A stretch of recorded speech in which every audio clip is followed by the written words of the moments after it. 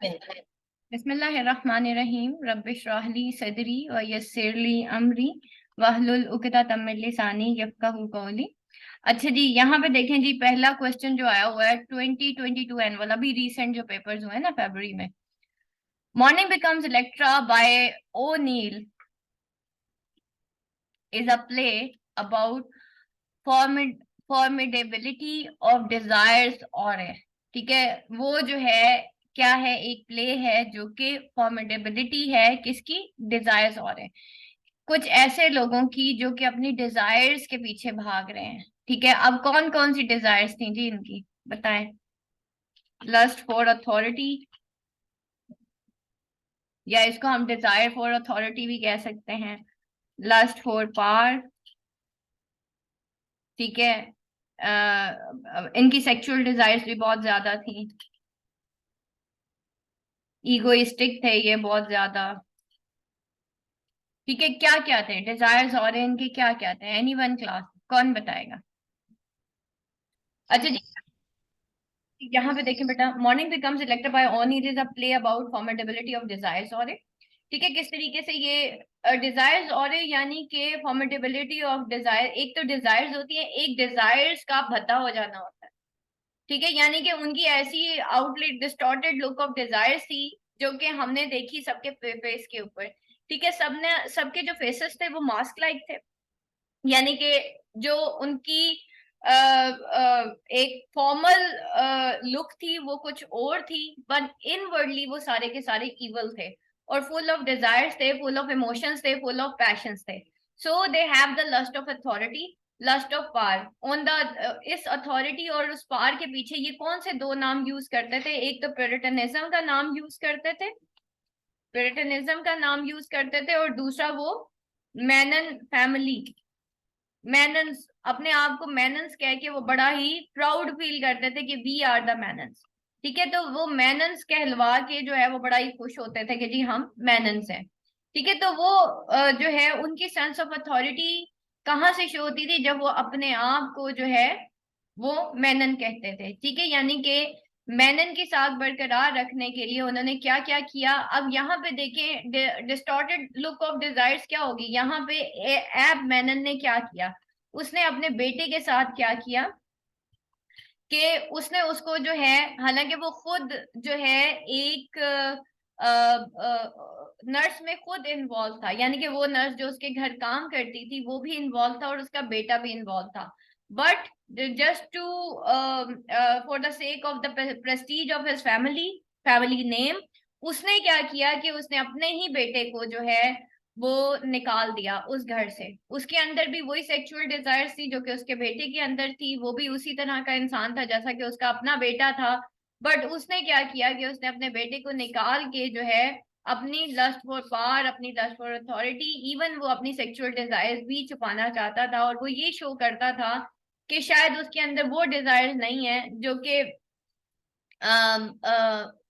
उसकी जो प्यूरिटनिज्म एक बैकग्राउंड है या उसका फैमिली बैकग्राउंड है जो उससे एक्सपेक्ट करता है वो बिल्कुल वैसा ही है। उसकी फैमिली बैकग्राउंड जिसको हम कह रहे थे ना कि वो कलेक्टिव कॉन्शियस का मालिक था, कलेक्टिव कॉन्शियसनेस, यानी कि ट्रेडिशनली वो ये शो करता था कि he is a puritan, so he has no emotions, no love, no sense, मतलब सेंसिबिलिटी उसके अंदर नहीं है, या उसके अंदर इतना जो है वो जो है कमी नहीं है, या हम ये कहेंगे कि क्योंकि he has no emotions so he is not evil, ठीक है। तो वो अपने आप को प्यूरिफाइड शो करने के लिए ये सब कुछ कर रहा था कि एब मैनन ने अपनी उस गुनाह को छुपाने के लिए अपने बेटे को सजा दे दी, ठीक है। अपनी उन डिजायर्स को छुपाने के लिए जब उसने अपनी डिजायर्स को रिप्रेस किया तो फाइनली उसका जो ऑपोजिट रिएक्शन हुआ वो डिजास्टरस था। वो इतना डिजास्टरस था एब मैनन का ये एक्शन कि उस एक्शन की वजह से पूरी फैमिली के अंदर एक रिवेंजफुल एटीट्यूड पैदा हुआ।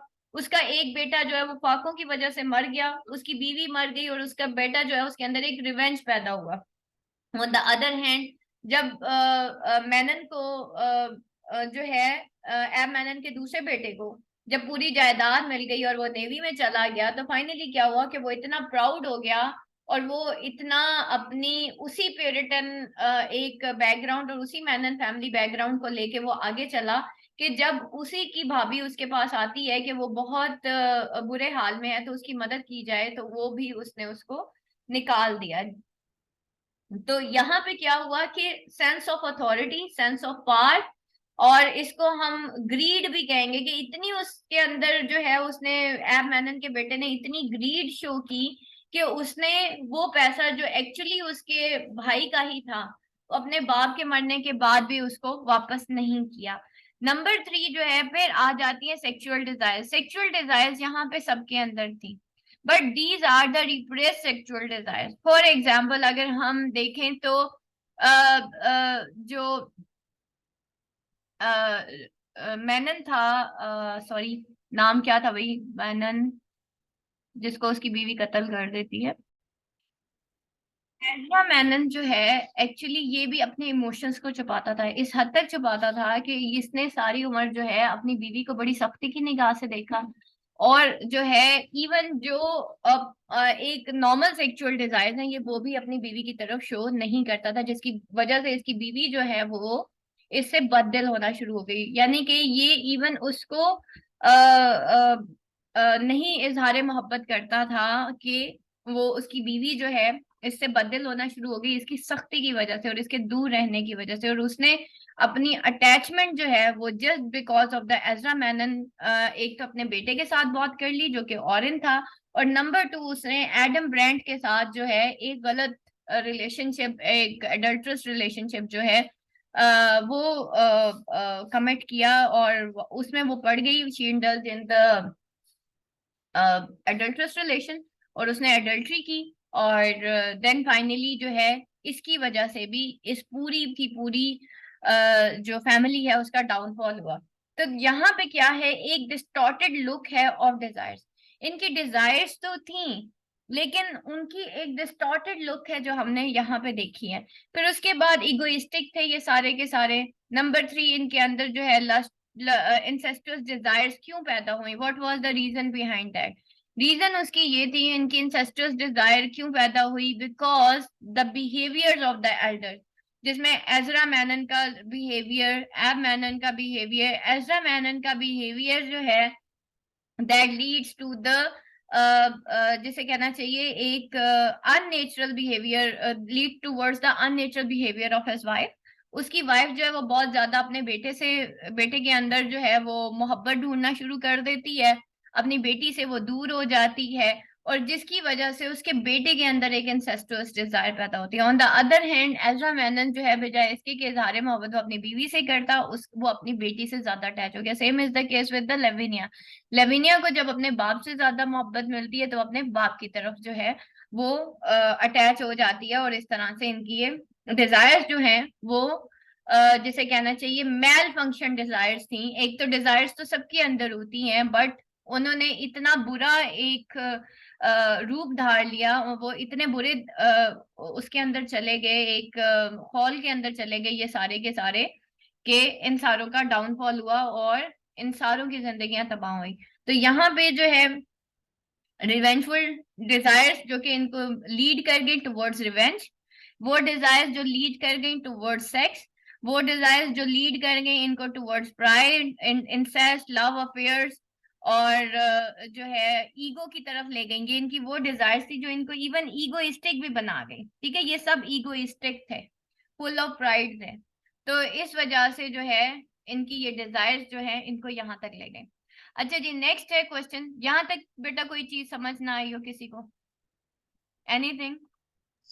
मैम ये जो आपने सारा बताया है, ये जो पॉइंट्स इलेबोरेट किए हैं, इसमें हम ये सारे इनका बैकग्राउंड भी देंगे, एज़रा मेनन का और हम्म, इनकी पर्सनालिटीज का। एग्जैक्टली आप बताएंगे कि इनकी पर्सनालिटीज कैसे थी, किस तरीके से इनकी डिजायर्स जो हैं वो एक गलत मतलब यहाँ देखे ना, वो कह रहा है कि अबाउट फॉर्मेडेबिलिटी ऑफ डिजायर्स, और है ठीक है कि किस हम्म। तरीके से फॉर्मेडेबल होना ऑफ डिजायर्स, और है किस तरीके से उनकी डिजायर्स तो थी, इमोशंस तो थे, लेकिन ड्यू टू अपनी मैनन प्रेस्टीज और अपनी प्यूरिटन प्रेस्टीज, उसकी वजह से, उसको बरकरार रखने की वजह से, उसको ऊपर रखने की वजह से जो है ये सब इस तरह से बिहेव कर रहे थे, दैट्स वाई इनके मास्क लाइक फेस थे। और ठीक है, मैम इसमें जो थीम ऑफ मास्क है वो भी हम डिस्कस कर सकते हैं। डिस्कस कर सकते हैं, बिल्कुल करें। Theme of mask is the, आप समझ लें, बेस है। ठीक है। ठीक है, कि ये सारे ऊपर से कुछ और थे, ऊपर से प्योरिटन्स थे, ऊपर से अपने आप को मैनन्स कहते थे, और मैनन्स के ऊपर ठप्पा लगा हुआ था कि कभी गलत कर ही नहीं सकते। प्योरिटन्स पे भी ठप्पा लगा हुआ था, लेकिन वो एक्चुअली वैसे थे नहीं। A critic comments on O'Neill work that it rests upon psychotic and neurotic impulses. Number 1 की पॉइंट आपका आ गया, psychotic and neurotic impulses which do not allow for sense of larger moral forces, जो कि allow ही नहीं करती थी किसको, sense of larger moral forces को। ठीक है, अब देखें बेटा, मैं की पॉइंट्स अंडरलाइन कर रही हूँ आपके लिए ना, यू क्वेश्चन सॉल्व करना आसान होगा। नॉर परमिट आ रिडेम्पटिव, रिडेम्पटिव कहते हैं पलट जाना, तौबा हो जाना। मतलब उनकी साइकोटिक और न्यूरोटिक पल्सेस जो हैं, एक क्रिटिक ने ये कमेंट किया कि O'Neill work that it rest upon the psychotic and neurotic impulses. उसने एक ऐसा काम किया कि जो कि किस पे बेस करता था, रेस्ट अपॉन साइकोटिक और न्यूरोटिक इम्पल्सेस के ऊपर काम कर, मतलब उसने बेस कर रहा था। उसने जो काम किया एक्चुअली वो एक फैमिली की साइकोटिक और न्यूरोटिक इम्पल्सेस थी, जो कि which do not allow sense of moral forces. ये वो साइकोटिक और न्यूरोटिक इम्पल्सेस होती हैं जो इंसान की लार्जर मोरल फोर्सेस को अलाउ ही नहीं करती कि वो मोरालिटी की तरफ आए।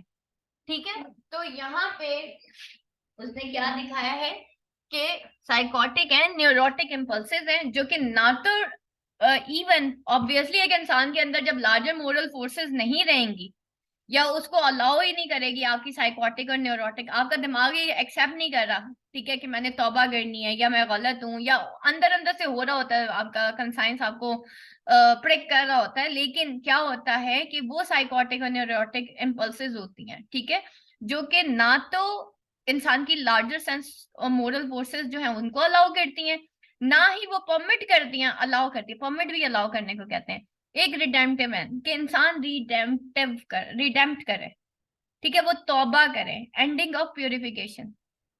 प्योरिफिकेशन बेटा कैथारसिस को कहते हैं, कि वो अपनी प्योरीफाई करे अपनी सोल को, कैसे करके, तौबा करके।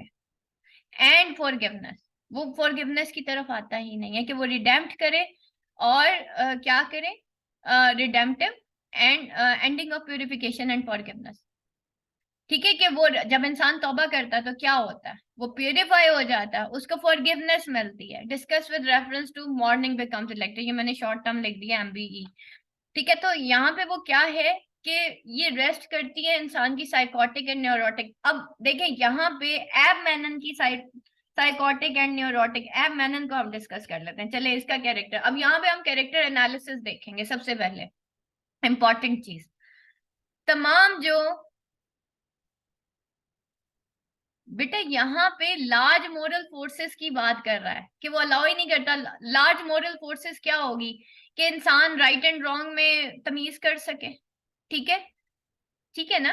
तो यहाँ पे वो कह रहा है कि इतनी, अब सबसे पहले बेटा मैं पॉइंट नंबर 1 डिस्कस कर लूं, मैं आपको बताती हूँ कि ये साइकोटिक और न्यूरोटिक इम्पल्सेस क्या है। एब मैनन जो है, अब कैरेक्टर एनालिसिस करते हैं, ठीक है, एब मैनन का करते हैं। एब मैनन जो है वो किस तरह का कैरेक्टर था, कैसे उसकी साइकोटिक और न्यूरोटिक इम्पल्सेस कैसी थी वो। He was proud of his being a मैनन, ठीक है, मैनन होने पे उसको बड़ा तकब्बुर था। उसके अलावा जो है वो अपने आप को प्यूरिटन कहता था। ठीक है, अब क्या था कि उसको दुनिया को ये शो करना था, ईगोइस्टिक बहुत ज्यादा था, उसका ईगोइस्टिक एटीट्यूड था, जो कि उसकी साइकोटिक और न्यूरोटिक इम्पल्सेस के ऊपर हावी हो गया, जिसकी वजह से वो लार्ज मोरल फोर्सेस जो है मतलब इसकी यही साइकोटिक और न्यूरोटिक इम्पल्सेस थी, जो कि उसकी अलाउ नहीं करती large sense of moral forces को उसकी। यानी कि वो सही जज ही नहीं। अगर उसके बेटे ने शादी कर ली थी, सो व्हाट, अगर बेटे ने शादी कर ली थी, बहू को ले आता। उसने तो बर्दाश्त ही नहीं किया कि एक नर्स से कैसे शादी कर ली, एक लोअर फैमिली में मेरे बेटे ने कैसे शादी कर ली, एक मीन फैमिली में कैसे शादी कर ली। ठीक है, and no permit a redemptive ending of purification and forgiveness. और साथ ही उसने ये बददुआ की थी एब मैनन ने, उसने पूरा घर गिरा दिया था। इतना वो इगोइस्टिक था कि उसने स्टार्टिंग में ही पूरा घर गिरा दिया था, यानी कि back of the of stage ये सीन हो चुका था कि एब मैनन घर गिरा चुका था, ठीक है। और क्या किया था उसने, कहा था उसके बाद उसने जो दोबारा घर बनाया था जिसके अंदर जो है एज़रा मेनन रहता था, तो उसने कहा था जो भी इस घर में मोहब्बत करेगा वो तबाह हो जाएगा। अब यहाँ पे देखिए, not permit are redemptive end of purification. बाद में अगर जो है एज़रा मेनन का भाई या उसकी भाभी जो है उसके पास आए, लेकिन उसने भी कोई परमिट ही नहीं किया। उनकी ईगो यही उनकी ईगो इतनी फुल ऑफ एस्टीम थी कि वो अलाउ ही नहीं कर सके कि वो, एब मैनन भी तो मैरी से सीक्रेट लव करता था, बिल्कुल करता था, ठीक है। लेकिन क्या था, उसने मुआशरे के अंदर वो ये चीज शो नहीं करना चाहते थे, अंदर ये सारे के सारे इवल थे, क्योंकि ये हिपोक्राइट थे। उनकी ये हिपोक्रेसी जो है उनके दिमाग के ऊपर हावी हो गई थी। ये हिपोक्राइट्स थे, ठीक है। हिपोक्राइट्स से बेसिकली ये सारे के सारे, ठीक है। अब क्या था कि उनकी ये इगोइस्टिक और न्यूरोटिक जो अप्रोच थी एक्चुअली, वो ना तो उनको कभी रिडेम्पशन की तरफ लेके गई, ना उनको कभी लार्जर, यानी कि उन्होंने राइट एंड रॉन्ग के दरमियान जो है वो किया। Same is the case with the Ezra Menon. Ezra Mannon का जो एटीट्यूड था टूवर्ड्स हिज वाइफ, यहाँ पे बेटा अब आपने एज़रा एज़रा मेनन का एटीट्यूड डिस्कस करना है। ऑन द अदर हैंड जो है जो एज़रा मेनन की बीवी थी उसका एटीट्यूड, लवीनिया का एटीट्यूड, आप सारों के एटीट्यूड्स को अगर थोड़ा थोड़ा डिस्कस करें तो आपको अंदाजा होगा कि ये सारे के सारे जो हैं वो वीक फाइबर्स के बने हुए, वीक मॉरल्स के बने हुए इंसान थे, जो कि हिपोक्राइट्स थे, ठीक है। Explore the idea of psychic determinism, again psychology की बात आ रही है, ठीक है। Idea of psychic determinism employed by O'Neill in Morning Becomes Electra. Do you think the idea provides a sense of inevitability similar to, सुन ले आप गौर करें जरा, concept of Greek concept similar to the Greek concept of fate, similar to Greek concept of fate in Greek tragedy, ठीक है। अब बताएं जी, क्या ये जो साइकिक डिटर्मिनिज्म है जो कि एम्प्लॉय की आइडिया ऑफ साइकिक डिटर्मिनिज्म का, आप समझते हैं कि प्रोवाइड करता है sense of inevitability similar to Greek concept of god, concept of fate in Greek tragedy? क्या ये सिमिलर है कॉन्सेप्ट ऑफ फेट, कि फेट भी जितनी डिटरमाइन है, ठीक है, उसने क्या किया कि ये जो साइकिक डिटर्मिनिज्म है इनकी, ठीक है, idea of psychic determinism basically क्या है कि ये सारे के सारे जो है अपन इतने ज्यादा इगोइस्टिक थे, इतना वो इनकी जो है इनके इमोशंस के ऊपर इनका कंट्रोल नहीं था एक्चुअली। यहाँ पे साइकिक डिटर्मिनिज्म जो है बेसिकली क्या होगा, ये सारे के सारे जो है, मतलब बाहर से तो ये नेक होना चाहते थे, लेकिन क्या था कि इनएविटेबिलिटी जो है इनकी साइकी की वो ये थी कि इनकी अपनी साइकी इनके ऊपर हावी हो जाती थी। ये इमोशनली वीक फाइबर्स के लोग थे, ठीक है। और इनएविटेबिलिटी ऑफ फेट क्या होती है, कॉन्सेप्ट ऑफ फेट, कि एक इनएविटेबल पावर होती है जो इंसान को ड्राइव कर रही होती है। सेम इज द केस यहाँ पे जो साइकिक डिटर्मिनिज्म हमने क्या पढ़ा था कि इंसान का जो सबकॉन्शियस होता है वो उसको ड्राइव कर रहा होता है, वो जो उसके दिमाग में जो बात होती है। अब यहाँ पे कॉन्सेप्ट ऑफ फेट क्या है, फेट इंसान को ड्राइव करती है। मॉर्निंग बिकम्स इलेक्ट्रा में क्या था, सबकी साइकी उनको ड्राइव कर रही थी, उनका जो सबकॉन्शियस में चल रहा था वो सारा उनको ड्राइव कर रहा था, उनकी ईगो, उनका प्राइड, उनकी लस्ट, उनकी डिजायर्स, ये सब इनको ड्राइव कर रही थी। तो कैसे जो है आइडिया ऑफ साइकिक डिटर्मिनिज्म के वो जो साइकी, वो जो सोच थी वो उन सारों पे हावी थी, ठीक है। जैसे फेट जो है वो इनएविटेबिलिटी जो है फेट की वो भी हावी होती है एक इंसान के ऊपर। तो क्या आपको लगता है कि उनकी और ये मैंने क्वेश्चन आपको 5वें प्रश्न से दिया भी था कि उन सारों की जो है ना जो सोच है वो उनको ड्राइव कर रही थी। Which force corrupt the powerful in the morning becomes Electra? हाँ जी जी, कौन सी फोर्स थी? इगोइस्टिक थे, प्यूरिटन्स थे, ठीक है, उनकी लस्ट थी, उनकी डिजायर्स थी, उनके इमोशंस थे, और वो भी अनकंट्रोल्ड इमोशंस थे, वो अपने डिजायर्स को कभी कंट्रोल कर ही नहीं सके, ठीक है। तो बेटा ये सारे आपके ये क्वेश्चंस है। बाकी 2019 सप्ली ऑनवर्ड्स बेटा वो मैंने आपको लेक्चर शेयर कर दिया था, आज उसको देख लीजिएगा। मुझे निकलना बेटा अभी।